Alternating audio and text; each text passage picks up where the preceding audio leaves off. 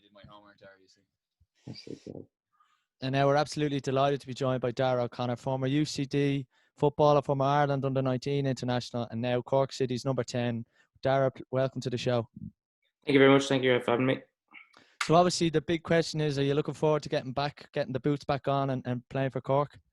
Yeah, absolutely. I think we can all agree it was quite a long wait. And to be perfectly honest, I think there was quite a number of weeks where we probably thought we weren't going to come back at all. So, granted, it's behind closed doors, but it's a million miles better than coming back and not having any games to play. So, no, delighted.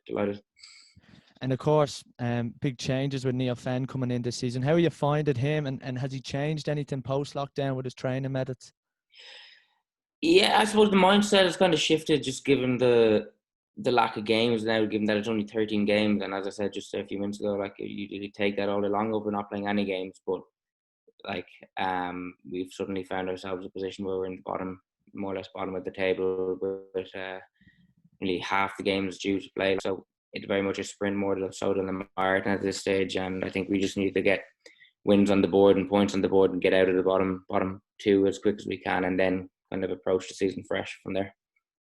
Yeah, absolutely. Like you said, you're second from bottom at the table. So how hard is it then to come back and obviously you have to go straight into winning games and trying to get out of the bottom of the table?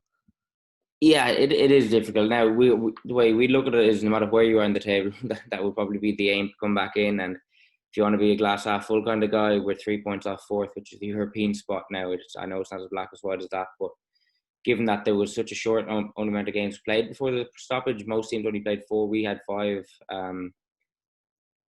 So there's still a lot more to play for. It's not as if that we're cast aside at the bottom of the table and the only thing we could play for is relegation. 2 wins and I'd say we're top half of the table comfortably. So it's not all doom and gloom. And I suppose over 3 or 4 months during lockdown, every now and then if you're glancing at the table, you kind of remind yourself, oh, geez, we are at the bottom, where you don't really mentally process that because so many little games have played.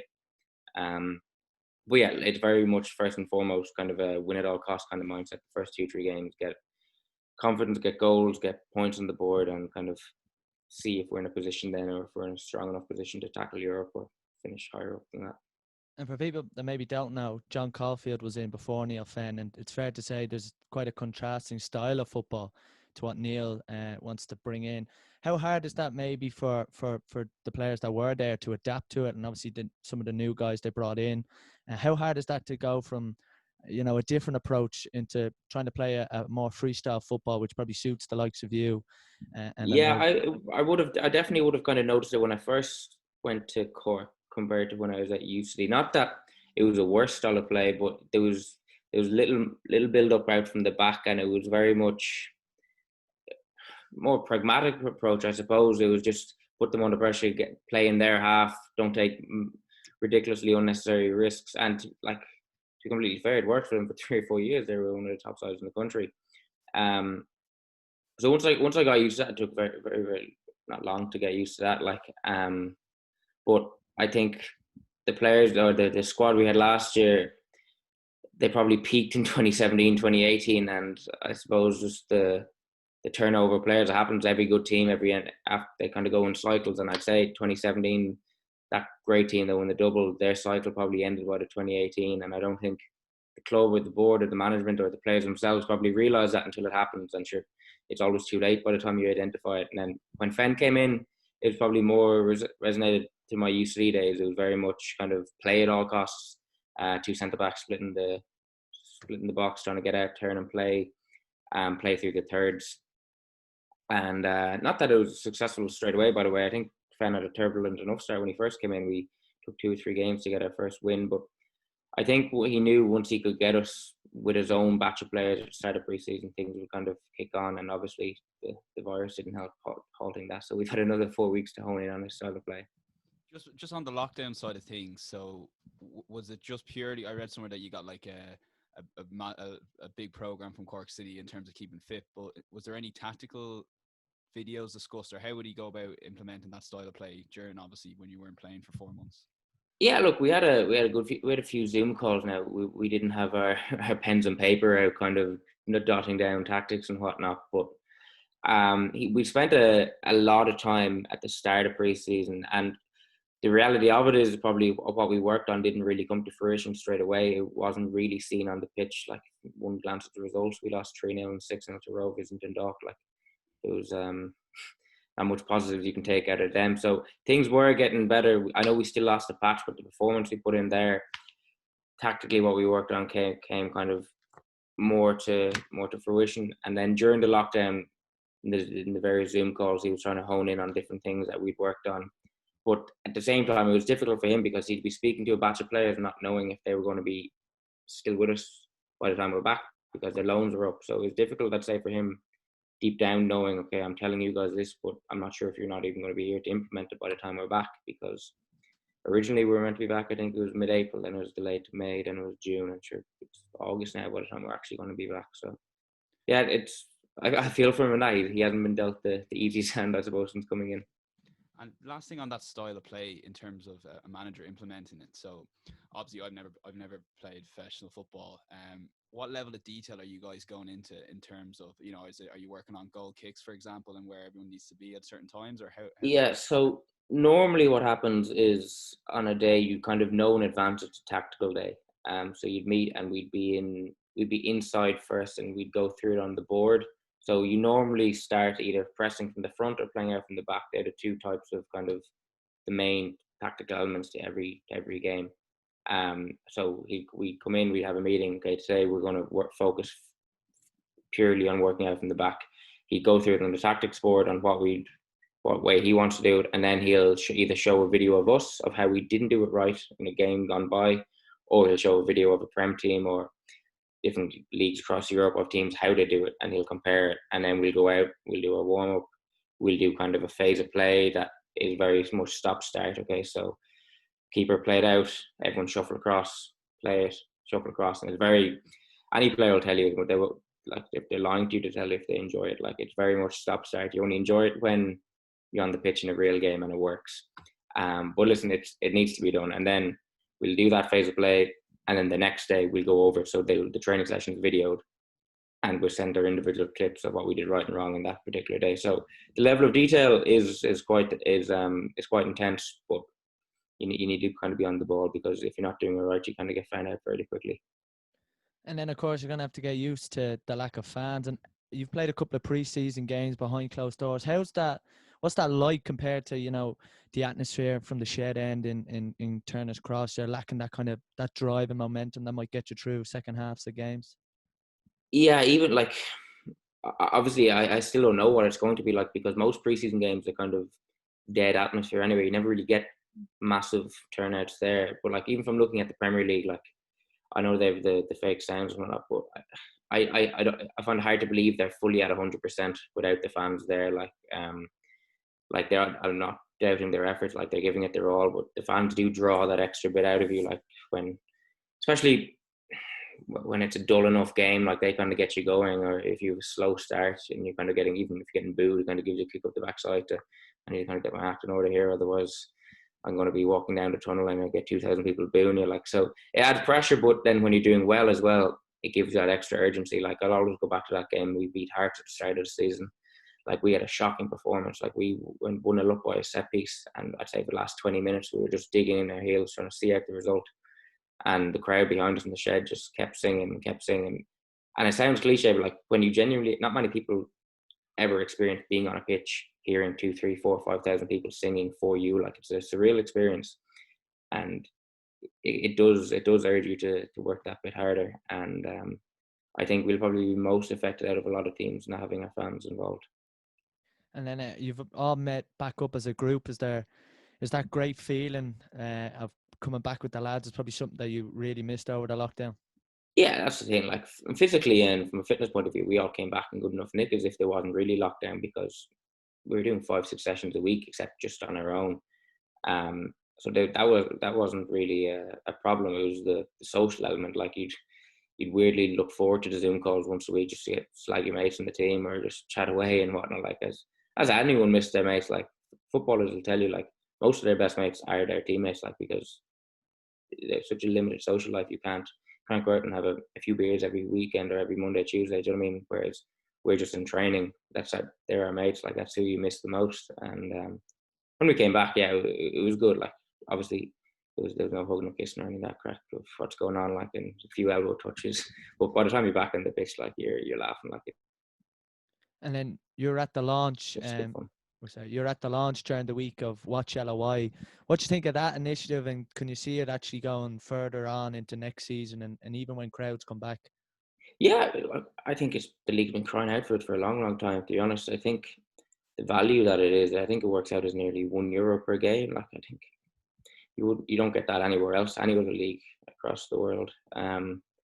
Plus, I think it'll need to be make or break, because they've been saying for years, and fans have been arguing for years, oh, we need the streaming service, we need to be able to watch games, this, that, and the other. So there is a lot of pressure on it to succeed, and I hope it does. Obviously, from a player's point of view, I'm not sure how financially rewarding. It's probably costing the clubs and the FAI to run it, but more with a view of long term that it could be profitable if you can bring in advertisement to kind of make it into a big advertising show and commercialize it effectively. But for now, I think it's imperative that fans are able to watch the game purely because they can't go in. And it'll be weird playing a game knowing no one's on the ground, but deep down there's probably 4,000 or 5,000 people watching you through a lens. Like, it'll be strange. It's not as if we're going to be playing completely without anyone seeing us. Like, Just on, so obviously Watch LOI is a great initiative. What else can the league do to really grasp this opportunity now, particularly with the Premier League on a bit of an off season, that the League of Ireland almost has centre stage in the football window? yeah, it was actually only last week when I was speaking to Pat Dean, who was on your show there a week or two ago. He was saying us and the SPL are the only leagues across Europe that are going to be active in August, Champions League aside. So, like, anyone across Europe or across the world looking for a star for football, their only option will be to turn to the SPL and to the League of Ireland. So if I was them, I'd invest a big fat chunk of money and just broadcast it, advertise it as much as you can to get people to watch it. Even people from a betting point of view, like, people across the world, the gamblers, like, I'm not trying to hone in on them, but like, it drags an audience. Like, if you're in Italy and you're betting on a League of Ireland game, they might have no interest in it, but they'll watch it because their money's on the line. If they watch it, advertise it, money. It's as simple as that. And from an entertainment point of view, I'm hoping it'll kind of change people's perception of the league, that, oh, it's a bad league, there's no talent, it's not entertaining. Anyone that actually goes to the games and watches it, the more, you might get the odd boring, like, stalemate, but I'm hoping it'll change people's perceptions that, oh, well, he's a good player, they're a good team, I'll tune in and watch them again. When lockdown's over, or when we can go and watch games, I'll go watch them. And I think gradually it might increase. It'll just showcase the league to a wider audience, which it's never had before. So I think we'll never get a better opportunity than this. Yeah, and that kind of frustrates me sometimes, because if you get a 0-0 draw in the Premier League, no one bats an eyelid, but you get a 0-0 draw. Ireland, it's used like a stick to beat. And then the other side of things, if there's a 5-4 in the League of Ireland, everyone's like, oh, it's just terrible defending. Do you know what I mean?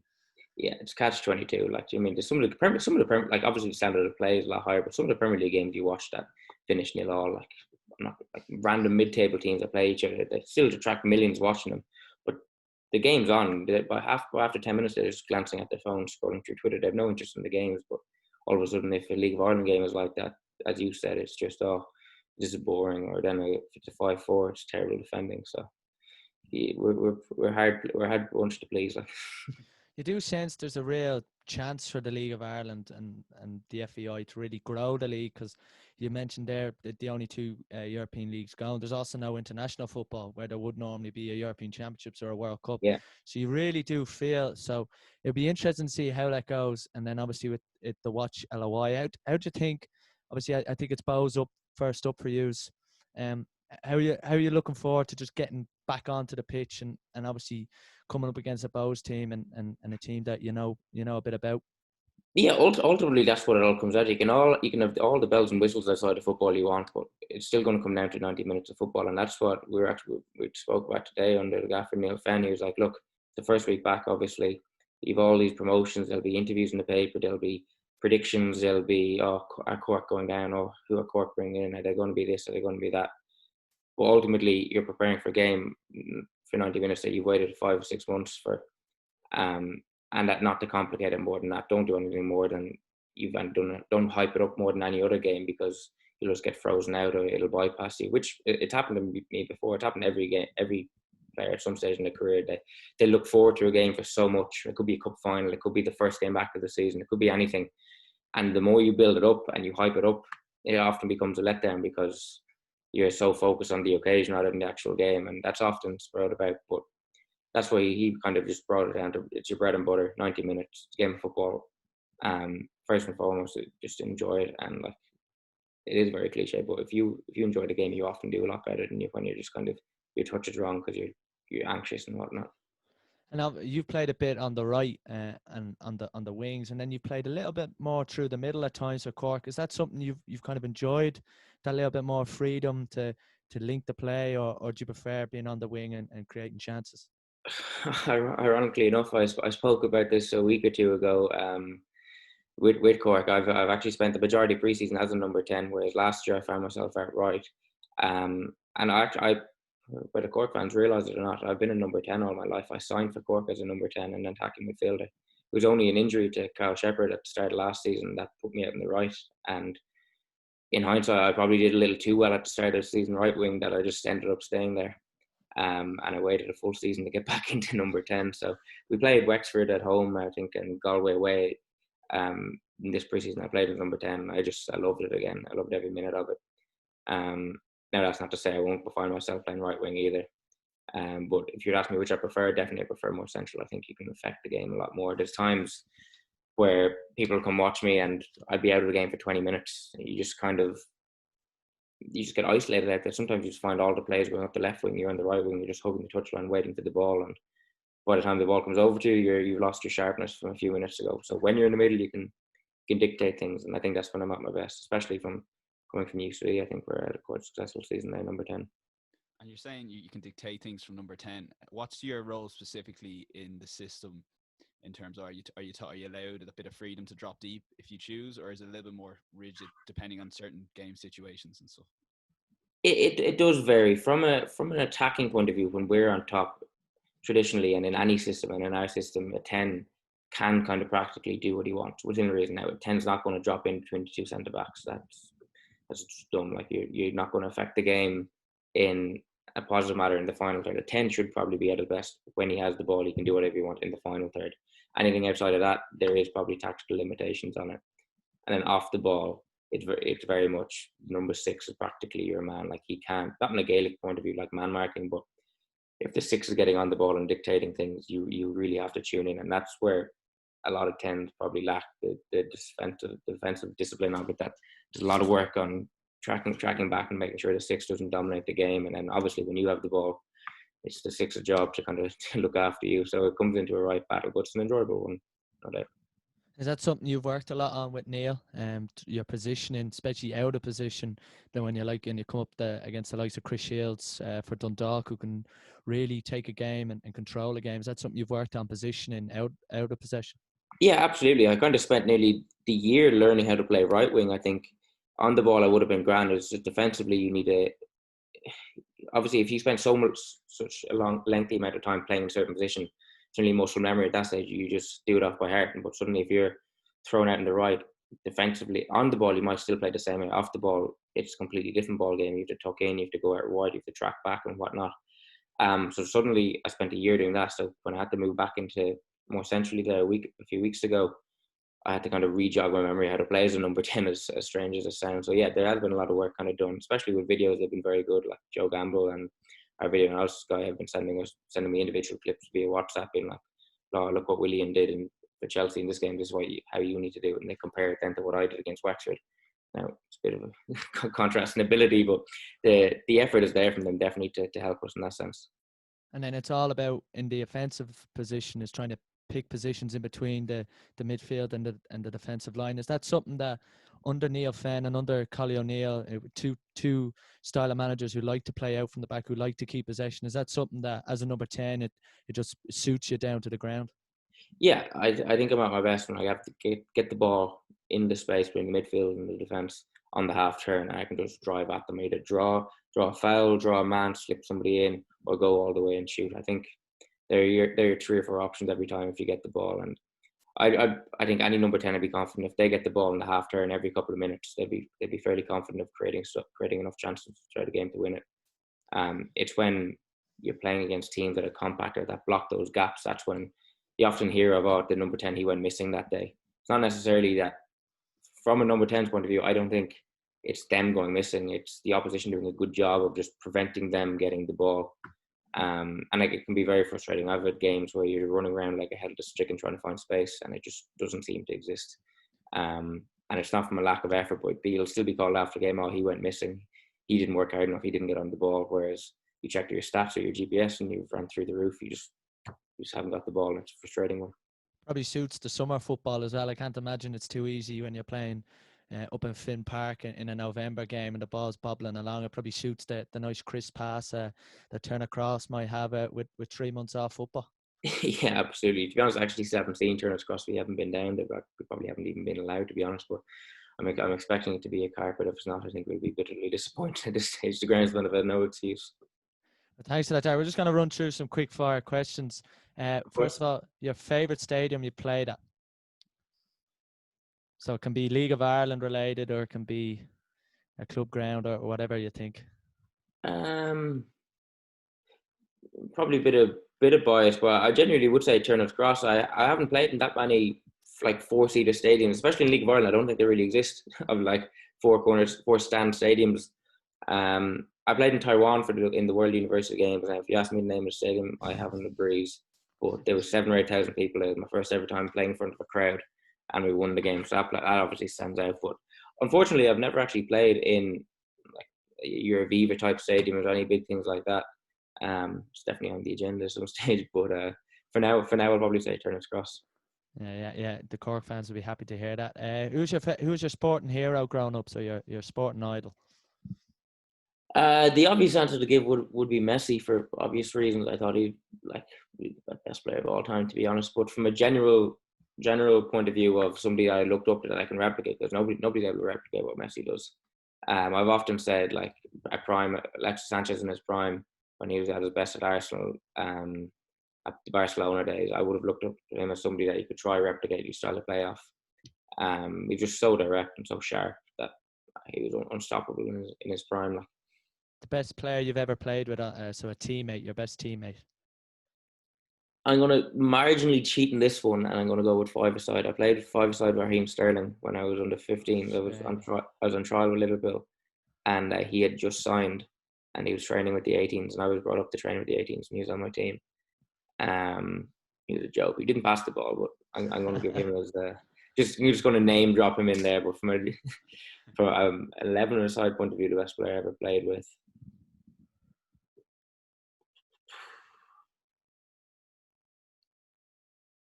Difficult one. There's a few of your teammates now listening carefully, I'd say.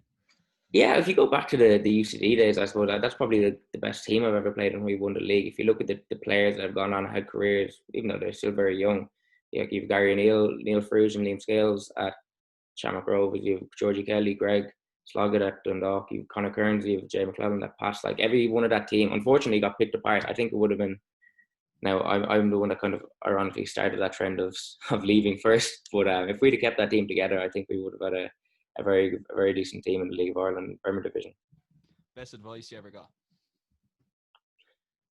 After a game, if you're analysing it, you're never as good as you thought you were, but you're also never as bad as you thought you were. That one stands out, because sometimes you have a game where you think you're class, and you hype yourself up too much, and then you watch it back and you're like, oh, I wasn't half as good. And then there's games that you beat yourself up at that, oh, I was a 2 or 3 out of 10. You come out and nobody bats an eyelid. You just had an average game. I think it's very good that you're always somewhere in between.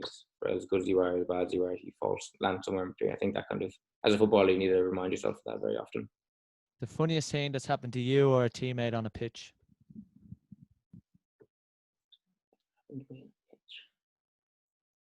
I set up a goal without a football boot on somehow. Under 19s, I got tackled around the halfway line. My football boot came off. I kept going, pulled it back, and they scored. So I don't think many people have registered an assist without a football boot in a game of football. Jason Sherlock-esque there, I think. Did that happen to him? It did, might have. I remember it happened under 19s for me now, years and years ago. And then the last one, I think you kind of touched on this. What's success for Cork for the rest of the season? Obviously, a weird kind of situation, but what would you view as a successful season, not just for the team, but yourself personally, obviously, back in at number 10? I think I need as a number 10, from a personal point of view, I think I just need to first of all probably prove to the fans watching that I'm capable of playing there, because once they see, if I am playing in there and they see me there, they'll probably get a bit of a shock, what's he doing there? So I need to prove myself, prove my worth there, and the only way to do that is by banging in goals and setting up goals. So at the start of the season, look, I set a target of 10 goals or 15 goal contributions, as you want to say, goals and assists now with 13 games and 0 contributions so far. I'll be doing well to hit that target. So I'll have to reassess that. But no, from a collective point of view, geez, as grim as it sounds, first and foremost, just avoid any temptation to get drawn into a relegation battle. I'm only saying that because we're there at the moment, but there's a more than enough time to get out of it, and I think we're going to have to take it in blocks. I think every 4 or 5 games we'll have to reassess where we are in the table. But if we're not out of the bottom 2, bottom 3 after 4 games, we'll have to dig our heels in. Ideally, we are, and then you kind of have to look how far you are off Europe. Look, I'm not going to say we're going to win the league, because we're not going to do that. That's up to Shamrock Rovers and the Dock. They've pulled away enough to be able to do that. I think everyone but beneath them is in with a decent running shot of getting European football. And I think once we establish ourselves out of the bottom 2, I'm hoping that there's enough games to play basically to get into that European top 4. And obviously a good FAI Cup run. I've been cursed with that recently from our UCD days, and last year we got knocked out by Galway. So I think we've longed for the home the second week of August. So if we can eliminate them and push through, I wouldn't mind a nice cup run as well.